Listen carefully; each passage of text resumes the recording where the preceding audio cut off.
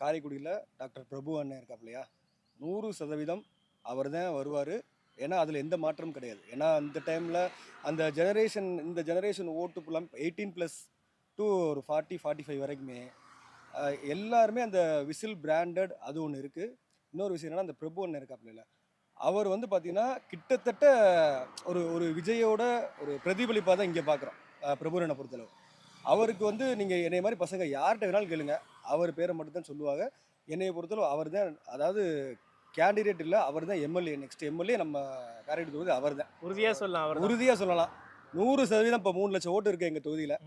அதில் வந்து சாலிடாக இளைஞர்கள் ஓட்டு ஒரு 80,000 இருக்கும். அதுபோக மக்களும் மாறிட்டாங்க. அப்போ 1.5 லட்சம் ஓட்டுங்கிறது சாலிடாக அவருக்கு வரும். அவர் தான் கண்டிப்பாக எம்எல்ஏ. 100% அவர் தான். தாவேக்கால தான். தாவேக்கால பார்க்கும்போது இப்போ டாக்டர் பிரபு நிற்கிறதா சொல்றாங்க. அவரோட களப்பணிகள்லாம் எப்படி இருக்கு? சிறப்பாக செய்கிறாரா? என்ன மாதிரி விஷயங்கள் செய்கிறாரு? உங்களுக்கு தெரிஞ்ச ஏதாவது இருக்குங்களாக்கா? எனக்கு தெரிஞ்ச நிறைய ஃபங்க்ஷன் அட்டன் பண்ணுறா.